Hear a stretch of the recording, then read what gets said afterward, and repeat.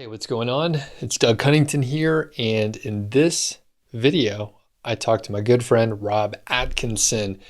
And funny enough, I recorded an intro, but the first part got cut off. So we are seamlessly splicing it into the full interview here, and Rob's done some super awesome stuff, and it's a great thing to bring him back on the show. We've talked for dozens, maybe hundreds of hours and worked together on some big projects. So it's a pleasure to talk to him, and we're going to get into a lot of details about his current business and sort of where he came up from as well. So Rob, how are you doing today? Great, Doug. Thanks for having me. Excited to be back. Always enjoy chatting with you.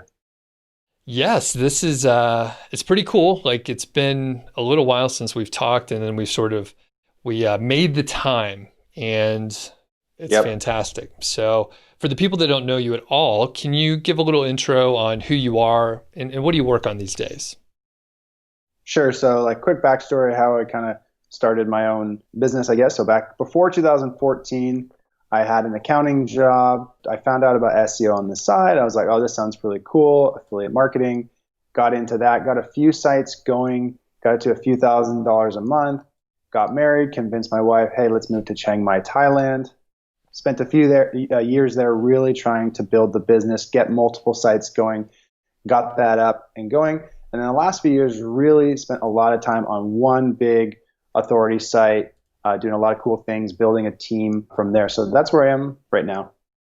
So your main focus is one site, but I know you have some others around. So how many total are you sort of involved in any capacity?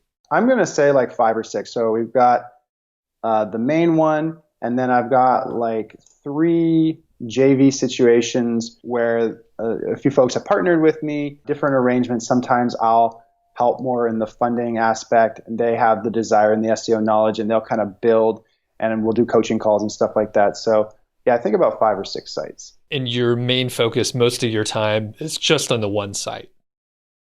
Yeah, I'd say close to 100%. Like I do, take time to do calls and help the students and the JV partners and stuff like that. But 99% of the time on the one big site, the team, and growing a lot of new initiatives over there.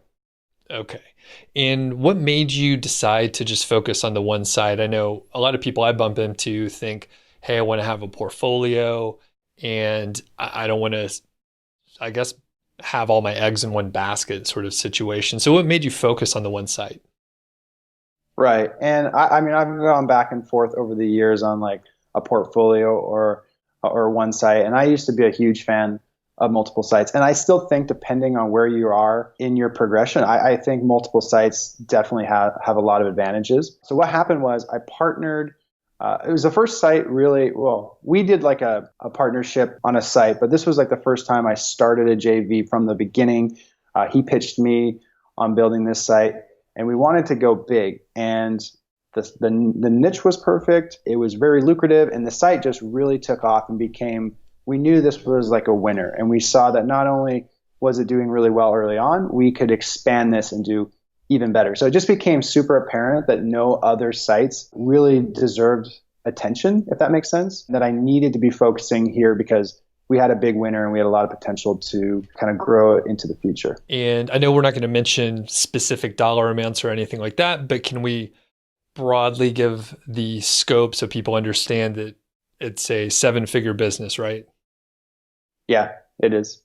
Okay, great. Congratulations. It's pretty cool. I assume. Thank you. When you started doing some stuff on the side, you didn't think you were going to be pulling in 7 figures. Nope, not at all. And I still remember like the first few dollars. I still remember hitting the first 10K month. I remember like driving with my wife like vividly on one of the freeways when we first hit 20K in a month. And I was like, wow, like, is this real? So yeah, it's crazy really to take the time to reflect on the start and where we are now. And when you quit your job and you moved to Chiang Mai, like that was 2014, is that right? The very end of 2014, yeah. All right. So when you were heading out, like, did your parents think you were nuts? Like your siblings and family, like what what were they thinking that you were doing? Right. Okay. So kind of a mixed bag. Like my dad has always been a little bit more conservative. When I first pitched him like months earlier on, I want to quit my job, he was kind of like, no, no, no, like keep your job, keep your job. And then like moving over there is kind of like, it was like, you couldn't even translate what we were doing. It was too foreign to them. But even my dad, you know, he can be conservative and stuff like that. But at the end of the day, when I say I've got this, I'm going, he was very supportive. My mom's super supportive, and my wife's parents were also like kind of clueless. They're kind of questioning like, is this the right move? But ultimately, like the underlying tone was support, just not sure what the heck you're doing. Cool. Yeah, that's it's interesting. I don't think my parents don't quite understand. They know I do YouTube videos now, which is a little more visible, you know. But Yeah. it seems like, well, everything's going fine, right? So I think they can tell we're not asking for money. So they're like, oh, they must be doing okay. So, Yeah. all right. Well, let's get into the nuts and bolts because, you know, you mentioned something earlier about you launched the site and we're talking about the big one. We're going to focus on that one. And it went really well out of the gate. And there's probably a little bit of luck with timing and the amount of focus you were able to give. And, you know, I've seen this in my own business as well. But I want to get into the nuts and bolts of launching the site. Even though it's been a few years, I think we can still learn a lot. So off the bat, let us know when you launched the site, how much content did you publish initially, and just from the content side, what the plan was, say, for the first 6 to 12 months. Gotcha. Okay. So again, to give the backstory, I was pitched by my now business partner to do a site in December 2016. And then I was kind of on holiday and I was like, oh, maybe let's wait a month and come back to me. So he came back to me in January and we were picking through a few different niches and kind of picked one that we thought was good and launched the site early February 2017. I think we launched with 50,000 words. And then I think the content was, I can't remember how much we did over the 6 to 12 months, but we saw early on that the site was doing really well. The rankings were jumping a lot faster than we were used to. And from there, we started to prioritize a lot more content and just go really, really, really, really hard because once we started digging in, we just saw tons of keywords that we hadn't even considered that were huge money keywords. And actually back then, we were talking about links, we actually launched with PBNs. We got up to like 50 or 70. And then by September, so we're saying launched February, by September, we were peeling them off and we were PBN free by that December. Interesting. Yep. And this, you know, you mentioned you and I worked together on a project on a site. And we used one of your sites and basically I had PBNs and we removed them and then sold the site.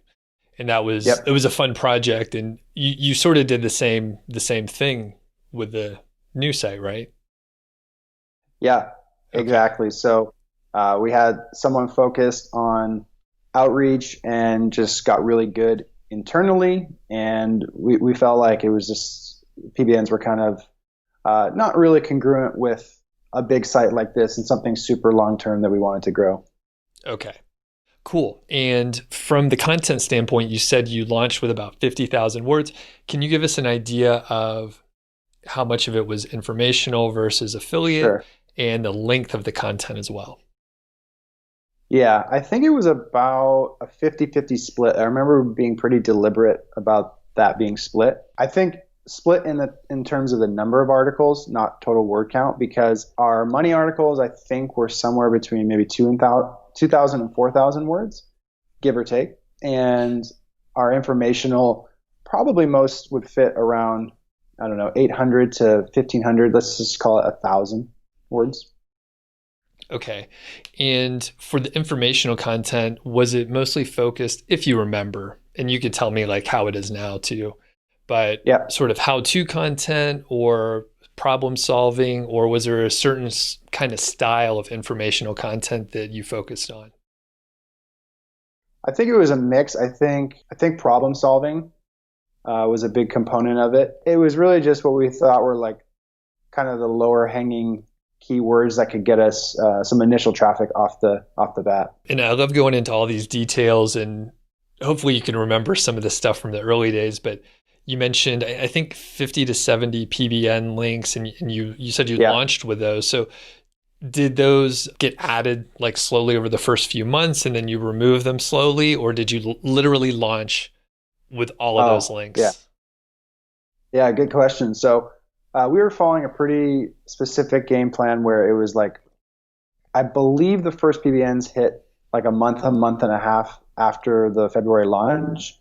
And it was really slow. It was maybe like 1 a week for the first month, then 2 a week for month 2, and then 3 or 4 a week for month 3, something like that, where it really started to pick up as time went on. Okay. And coinciding with our traffic going up. So we felt like traffic was the biggest indicator that we deserved to get these links. And you don't just send tons and tons of links necessarily to like a dead site. Or that was the theory, at least for us at the time. Okay. And that makes sense. That in the one step further is basically the site is getting traffic, people see it, thus they're linking to it. So the velocity of those links, it wouldn't be surprising to increase. That's what the logic is, right? Exactly. And in addition, I think PBNs were like, they've always been a little bit risky. And I think to have traffic on your site, it kind of, at that time, validated the fact that it kind of like made the risk a little bit lower. I think outreach, you could start it naturally because that's just like a natural way that you try to get links. But it was just another layer to make the PBNs not so obvious. You don't send PBNs to like a site that has no traffic because it's just very obvious, and Google can pick up on that. It's pretty weird. Yep. So with that sort of launching strategy, do you think it would still work today? And how would you tweak it if you were launching a new site? So I would go 100% outreach. Wouldn't even dabble with PBNs anymore. Even on like, unless you wanted to build a super small site just for experimental purposes, even your smaller sites, I think outreach all the way. And then leaning into the outreach, is there a specific sort of high-level strategy that seems to work for you guys, or just broadly advice that you can give on outreach? Yeah, so early on, we were doing the more traditional like search operators where you look for, guest post or those type of things, or we were looking for ways to buy outreach links, but not have it show up, publicly that it was like sponsored or paid. We still do that general type of guest post link building for outreach, but one of the things we've switched to is more content marketing based. So we'll build a really beautiful piece of content that has like a good linking crowd to it, military, veterans, and your topic. You kind of like merge those two. Then you go after the veterans and all these pages, and you can kind of get links from places or where your competitors probably aren't getting links from. It depends on the site you're in the industry. Sometimes it's not going to work for most affiliate space. Our site is kind of in a space where it kind of pairs well with that. So that's one thing we've added. You don't get to send links specifically to the money pages you want really with that, but it's just a good way to kind of tap into some links that you might not have access or your competitors might not have access to. And I've heard a similar strategy, for example, with nonprofits. So someone will do different nonprofit outreach, and a nonprofit always wants more publicity. They love it that anyone's even talking. I mean, you could even like pick up the phone and call them and talk to the webmaster to get stuff done. So I think if people are creative and they think, they go outside the box from the normal stuff that we normally do. Now, as far as like the importance of linking to the specific posts that you're trying to rank, and you mentioned if you're doing content marketing, you're getting links to your site, some linkable stuff, but from your standpoint, how important is it to actually get links to those money pages or what you're trying to rank? I think the trend is it's becoming less and less important. I think you can launch a site, I think you can do outreach, and I think you can generally just rise above with getting great quality links and over time not as concerned and being as like hyper-focused on, I need this anchor text to this page. That being said, it is still an algorithm.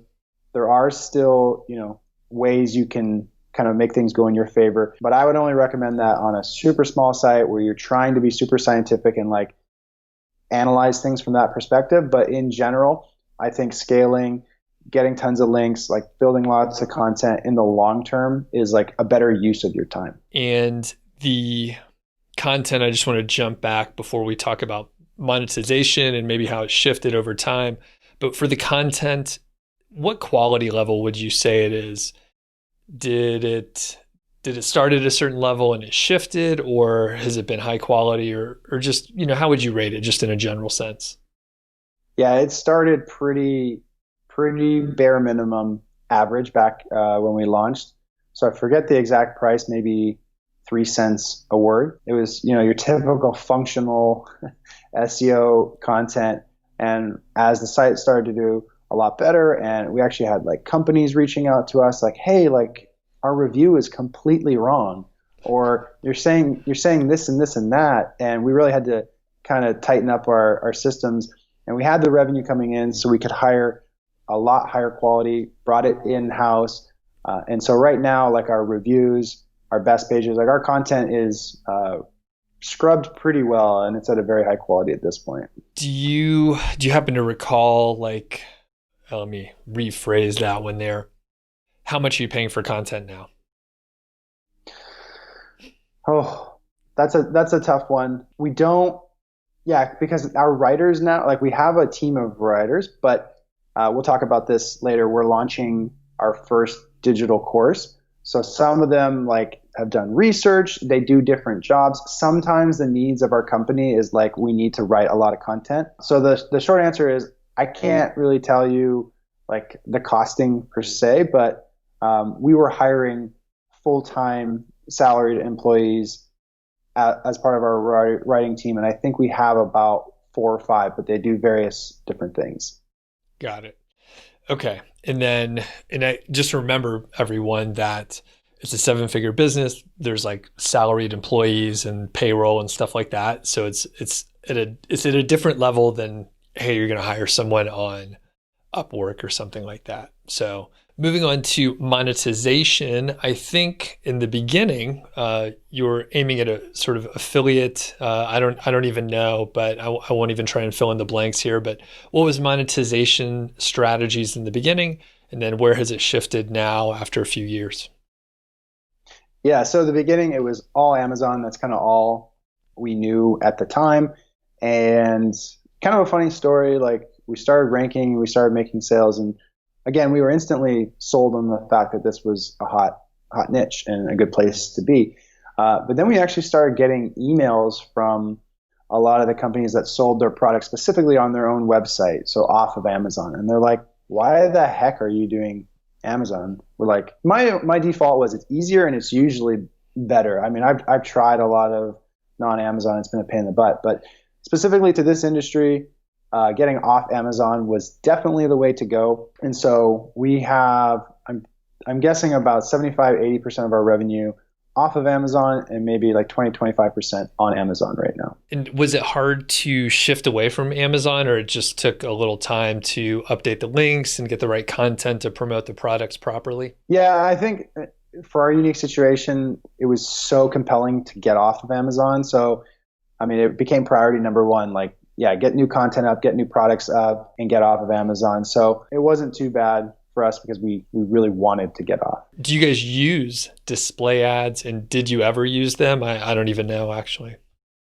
No, never have. It's been a conversation we've kicked around, and we just feel like what we could earn, might potentially hurt our brand, slow down our site. And it's just something we've never really wanted to commit to. Okay. And how much traffic do you get, would you say, monthly? For this site or like the various properties? Just this site, and then I'm curious in total, like all the traffic that you're involved in.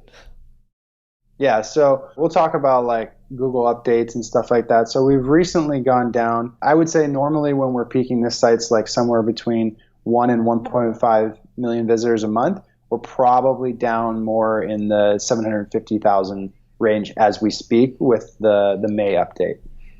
Okay, so 1 to 1.5, just in general on average. Okay, Very Yep. good. And yeah, it's such a huge amount of traffic. Do you have an idea, the breakdown of how much is going to the info content versus the affiliate related content? In terms of traffic, Hmm.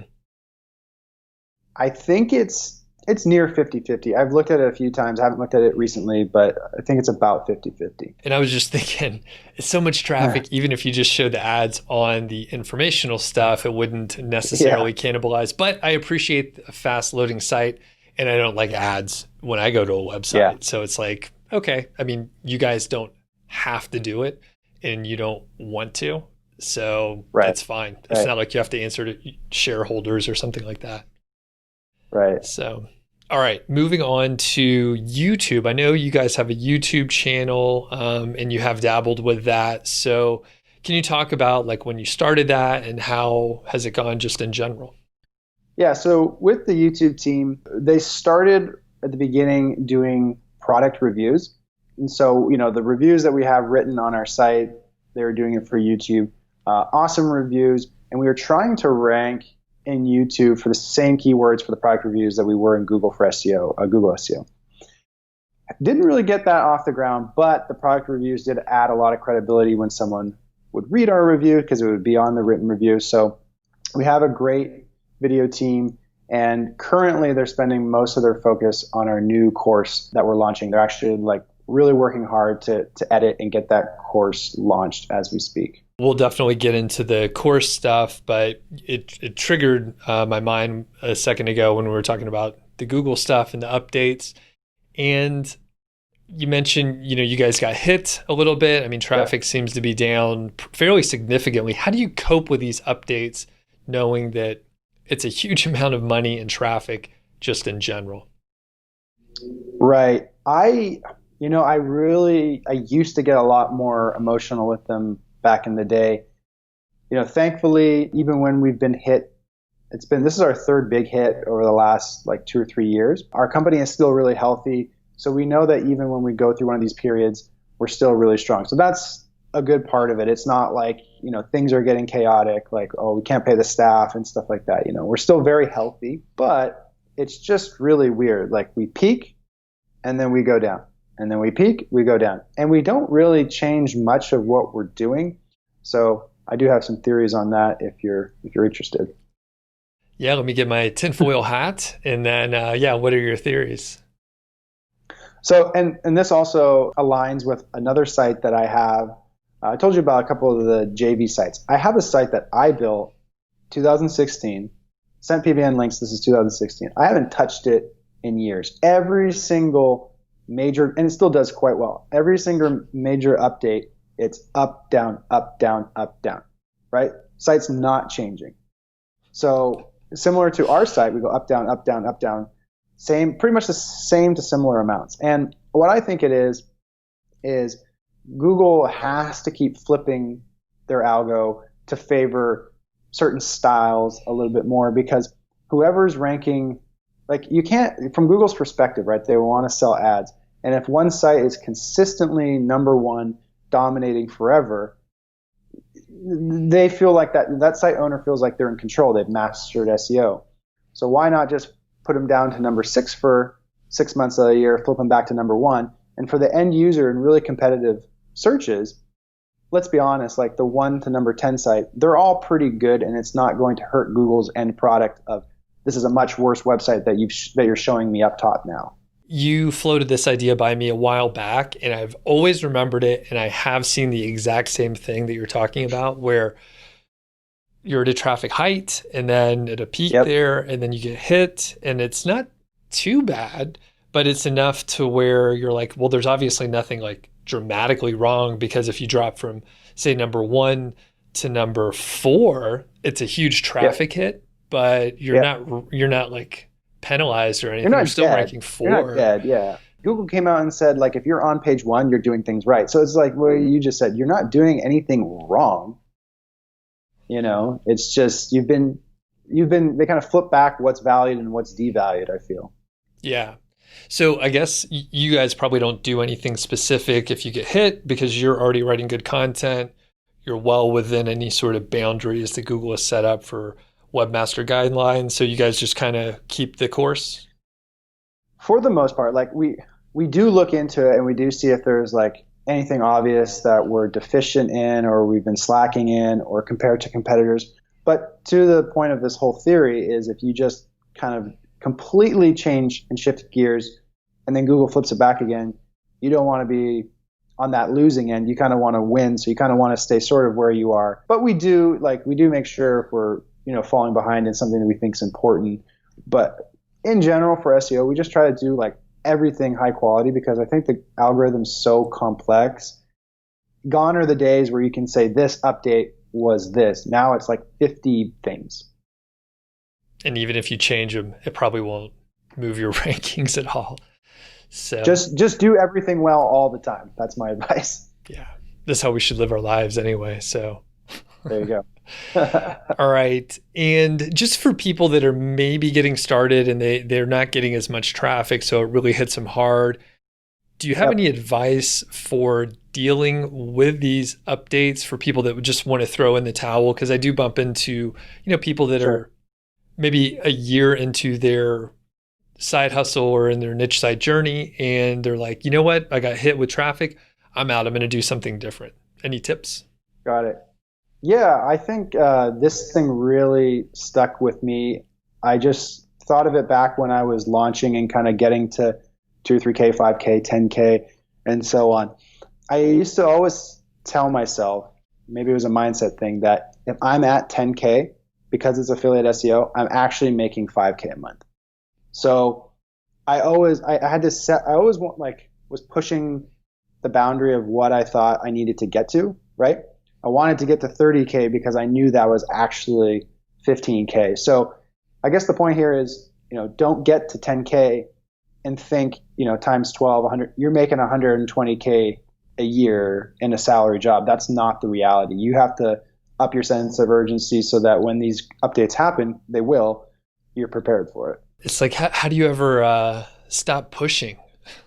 You're just always striving. I mean, it depends on your like personal goals and stuff like that, right? Like if you achieve a certain amount in the bank and you're like, oh, that's what I want, and I'm cool. But yeah, I feel like you're either like pushing. If you kind of stay flat in SEO, you're eventually going to kind of crumble, I feel. Yeah, I hear you.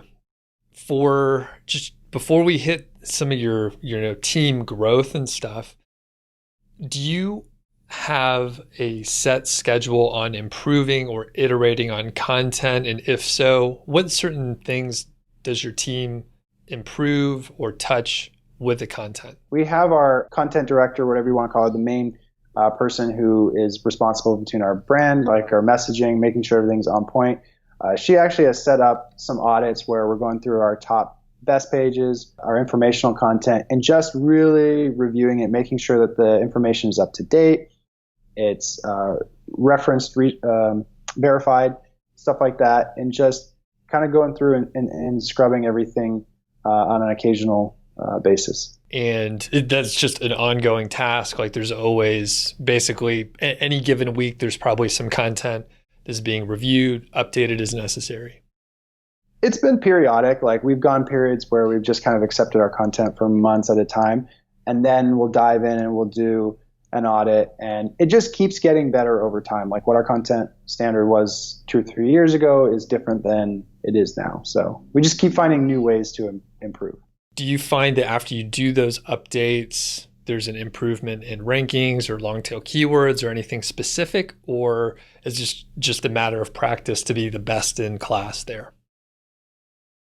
Right. I think it's hard to track just because there's so many different factors, but we think that, content freshness, it's kind of going back to like the do all things. You're updating your content, therefore your post is, last updated in June. So like when someone comes to see your article, maybe your click-through rate is better. So we like to think so, but I don't know if we've gotten granular enough to really know definitively. One thing I wanted to add is we also have kind of like a designer, a person who leads our CRO, UX kind of thing. So they work closely hand in hand with the content team. But some of the updates, I didn't mention this, are actually like design and user flow specific with the goal of, say, A/B testing and increasing time on that particular page, or giving the user like a optimal experience for that search that they had, rather than just defaulting to dumping, 5,000 words or whatever it may be. Interesting. So moving on to the team, we've alluded to it a couple times. How many folks do you have on staff, and what was it like growing the team just in general? Yeah, so I think we have roughly 15 to 20 full-timers and then maybe 10 part-time folks. So there's about 30 people in our Slack right now. Back in a year after we launched, it was still probably, there was like maybe 5 of us. So that's, let's just say February 2018. By February 2019, maybe we're at like a dozen, and then we're kind of just past February 2020. So in the last year and a half, that's where we've seen the most amount of growth team-wise. Okay. Awesome. That's a big team, and I can't help but notice you said we have about, and you weren't 100% sure. So why is that? I heard you brought on a team player recently, right? Yeah, so I don't know the exact amounts because it's like who is full-time, who is part-time. It's kind of gray area, but yeah, we have been making some really great hires. We have someone, I'll talk about the operations person, but we also have someone that loves SEO, knows the space, a kind of person that, just wants to keep up with the algorithm and what's going on because they love it, just like, you and me, just like a lot of the people that watch this show, right? It's just something they love to do. That's been super helpful because SEO has always been the thing that I've had to lead with the team. That's freeing me up to work on the new course. And the operations guy who's come in, he's been here for about 2 or 3 months. That's been amazing because what we're learning is as we grow a team, right, it's not just your product and how you make revenue, but within the business, how team members feel, are people getting their projects done? That's a business within a business, and something that I was doing and being stretched in different areas, and it was very chaotic. And this particular person is an A player, loves it, takes care of everything. So now SEO is taken care of, the team is taken care of, and I'm actually back in feeling like I'm an entrepreneur almost by myself to try to learn how to launch this new course and just help grow the team and get new revenues coming in without having to be, oh, this happened and this happened kind of thing. And it's a perfect segue into the course. So why launch a course? One thing I'll add though. Oh, sure. Yeah. Can I add one more thing? I want to stress that it sounds like it was a really easy process, but it was like multiple years of working a lot, being pulled in a lot of different directions. I would say in the last 2 months, this is the first time where I actually have like looked at the vision that I thought we needed to get to with regards to how me and my business partner act in our company. And I'm actually looking at it and being like, it finally has happened. So it's been a long time coming, and I never thought it was actually possible, but it's quite amazing.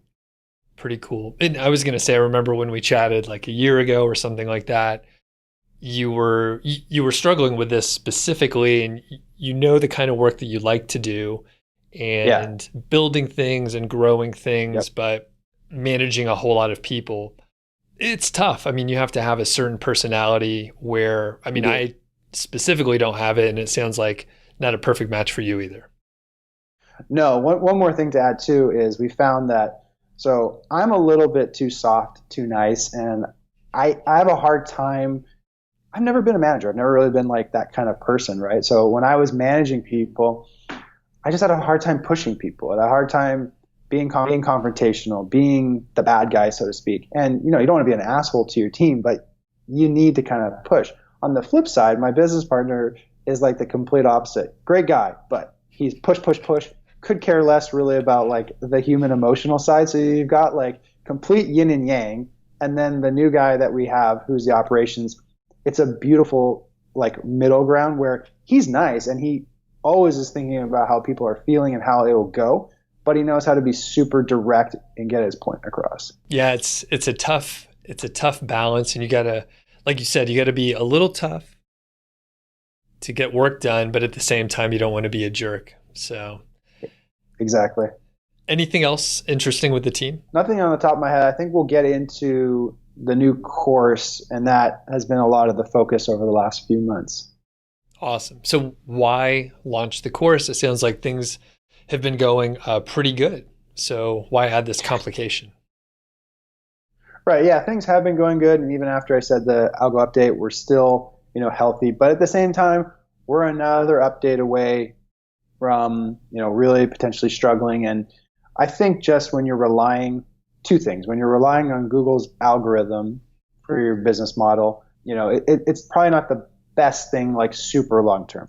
I think, if you're getting started and you want to build it up, I think you can do well for most of your career. But I think with 30 people, it became apparent that we can't really have a business that relies on Google's algorithm. And then in addition, I just think we found it where we were sending people to different products and always being an affiliate. We kind of want to own our own product. We want to own our own email list, our own funnel, just to really take control of our revenue, not be so dependent. And when did you start this endeavor, I guess? Well, actually, the wanting to get off Google has been probably talked about for a year and a half. And we've tried a couple of other things that didn't really pan out. But the new course that we're working on has been probably a 6-month thing since we first kind of chatted about launching it. And just curious, what things did you try that didn't work? One of the things we wanted to consider was, could we nail down our internal SEO processes to be so good that we could go out and acquire websites, get them, double the revenue, flip them, kind of like almost like an investment model too. We were considering maybe pooling money from outside folks. Kind of scrapped that one, but we did we did purchase a site in our same space as our big site, super high DR, like getting tons of traffic, and we thought, we can just kind of duplicate what we're doing and get another site. It still relies on Google, but it's a diversification still. And we just realized, we didn't have the operations guy at that point, and we didn't have a couple other key players. Again, it goes back to trying to do too many things, spread too thin, and thankfully, like I said, right now I'm freed up enough for this new course. I can spend so much time obsessing, making sure I'm learning what goes into a funnel and all these things. Whereas if I was doing like operations, I don't think we'd be able to get it off the ground right now. Gotcha. And what have you learned so far? So you've been talking about doing it, you're a few months in, 6 months or so. So what have you learned so far pre-launch about working with a course? Our whole team would agree that our approach of building the site and spending all that time putting it together before maybe like just kind of testing the waters with capturing email, even if you don't have a product, I think you can still sort of validate your funnel and whether people are interested in this sort of stuff. You can talk to people. So we kind of took the approach of like, let's just build the course, not so much with who are we marketing it to, even though it's pretty clear. But we found out there's like sub markets within the market who wants to buy this.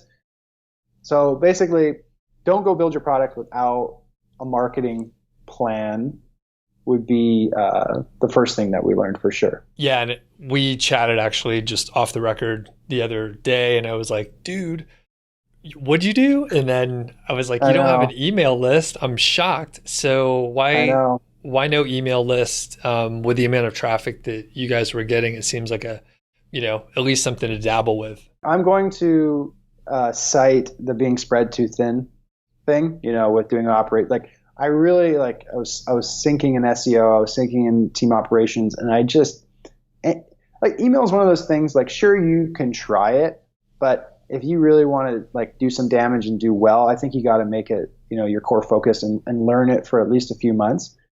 So at the same time, though, it's pretty sad that we didn't even just, get up a PDF and try to capture email. We've done a few things in the past, but again, we just weren't seeing enough traction because we weren't putting enough time into it. And yeah, it's really sad to admit here, 3+ years later, that we have less than 2,000 subscribers and we have all this traffic. I know. And it is a priority now. In addition to the course, I do want to take a lot of time and really nail that down, because we need to build that asset. And it's a shame, really. That's all I have to say about it.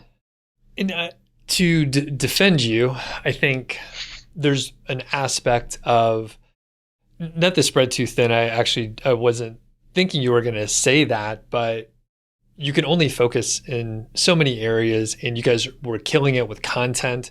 You're obviously making a lot with affiliates. You have a very nice spread of where you're earning money, different affiliates. Amazon's just a small portion. There's a lot of diversity with the business.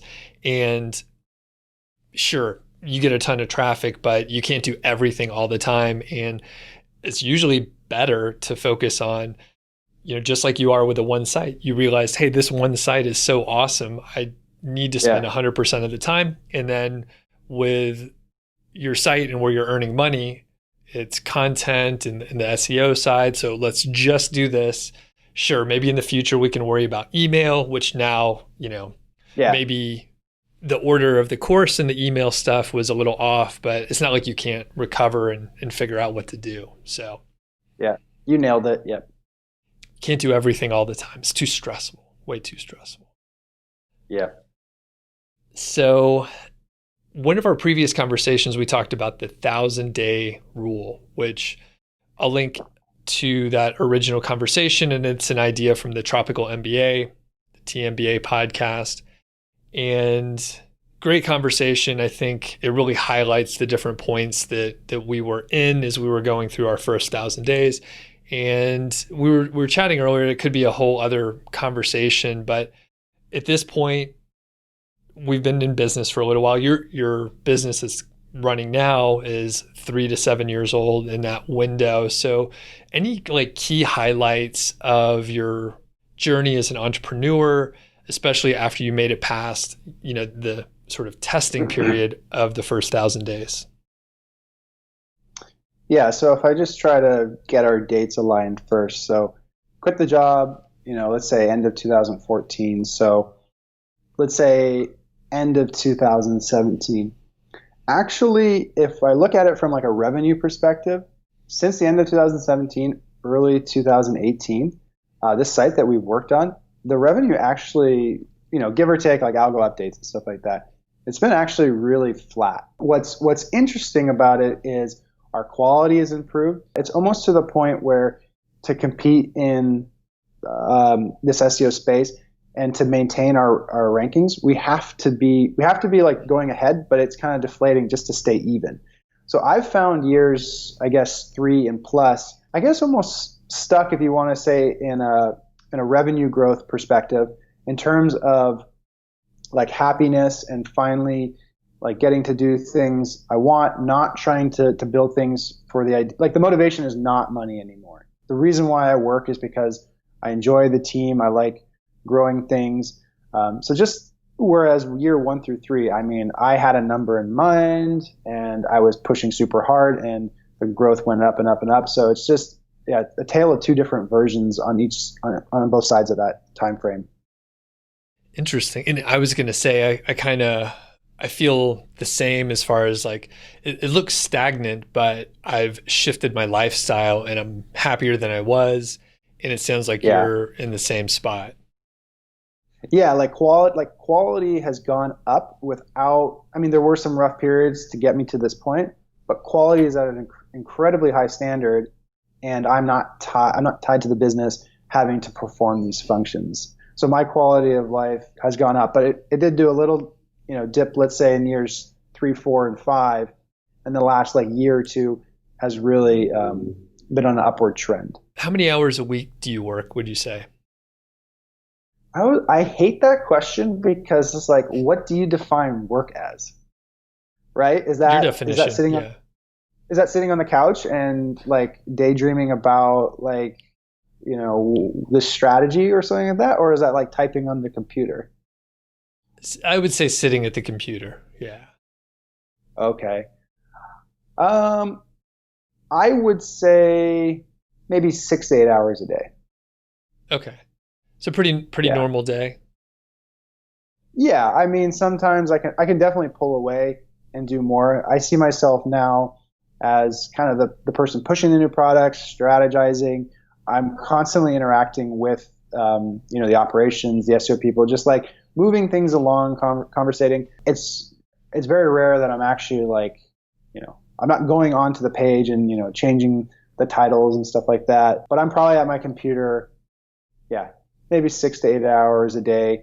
And I always take Saturday completely off. And then Sunday, I'll usually go on for about 2 hours and just kind of organize what the week upcoming is going to look like. I think actually it's more hours than I expected, or I thought maybe there would be like, no Fridays or something like that. Yeah, and to be fair, okay, let's also add in that, every few weeks, we do go on little trips and stuff like that. We had travel plans for this summer, but looks like COVID's going to mess it up again. So in the summer, it was going to be, very limited, just pushing the course and stuff like that. I will say that I'm also working more right now than I usually do because we're launching this course. A lot of new stuff, a lot of pushing. So I would say like 6 to 8 hours is on the higher end in most cases. Got it. For the future, right? So we're both in this period. It's like we've been doing this less than 10 years, and you have a great asset with your site and some other projects too. Do you know what your goal is? Do you want to sell the site at some point? Do you see yourself sticking in this SEO and affiliate space for a long time, or do you have other thoughts, even if it's those daydreams or whatever? I don't think that far ahead as much as I should. I know that right now we don't have any plan to sell the site. It hasn't really even crossed our mind. I guess I'm really stuck in the 1 to 3 year time frame right now. Really want to do really well with digital courses and really get that business model proven. The next step we want to take after that is our own e-commerce products. So that's kind of where we're going in the next 1 to 3 years. But now I've got a little note to daydream a little bit further out. And yeah, I mean, I think it's cool because like with the team and that we can really start to be thinking pretty big and what we can do. And I'm not saying courses and e-commerce is not big, but I think one day trying to do something not so normal, maybe be the first to launch a type of product, would be pretty cool. And it is really hard. I mean, I don't think that far ahead either. It's really tough because like think back 10 years from now. Yeah. I mean, I was sitting at a cubicle. Actually, I was just starting a project that I ended up being on for like 8 years or something like that. And it was stagnant at work. And I mean, I remember like trying to get promoted for a couple years and just for like a 5% rate. I mean, it was so stupid. And yeah, like 10 years ago, like what gig did you have? Was it the accounting gig? At that point, yeah, 2009, 10. Yeah, it was still the accounting. Yep. Yeah. And it's like thinking 10 years from now, like where we potentially could be. I mean, I have no clue. On the moon or something. I don't know. I'm watching Space Force, so do you watch that show? Have you seen that? No. Okay. Where is it? Is it on Netflix or something? Yeah, Netflix is Steve Carell and Greg Daniels, the creator of The Office. Did you watch The Office? Did, yeah. Okay. Yeah, it's pretty. But it's stopped pretty around good. season 5. Oh, you did? Okay. Yeah. Is that once Jim and Pam got together, I was like, this is it. Yeah, it was a little. It was fine, but the different characters came in and out and all that. So anyway. Yeah. All right. Any other thoughts or things that you wanted to talk about before we finish up here? I got nothing. That's it. Okay. And I always try and ask someone like you, like if you have tips for people that are just getting started, like let's say they have a site and it's making $100 a month and they're like kind of dabbling, but they're not really sure. Any tips or advice to keep them motivated? I always got motivated when I would watch interviews or read stories about people who had, more success than me, however you define that. But I just remember saying to myself, you know, if this guy is making this much and he does this, like, it's possible. So I just keep like putting in your brain all these little stories and tidbits that it's possible, because you're in a position where you're making $100 a month. You haven't seen or felt what like the next level is, but you need to keep reinforcing that it's out there. And if you really like stick to it and believe, you know, you'll grow and get there yourself. So awesome. Thanks a lot, Rob. Appreciate it. And you're off the grid. You don't blog. You're unavailable, right? Sadly, yeah. That's so smart. But, yeah. Hey, if there's any way, like, you know, a few questions come up in the comments or in YouTube or something like that, let me know. Happy to check that out. Cool. Yeah, I'm sure I can probably ask people to ask some questions. Maybe have you on if you're not traveling somewhere sometime soon. So, all right, man. Thanks a lot, Rob. Yeah. Thanks, Doug.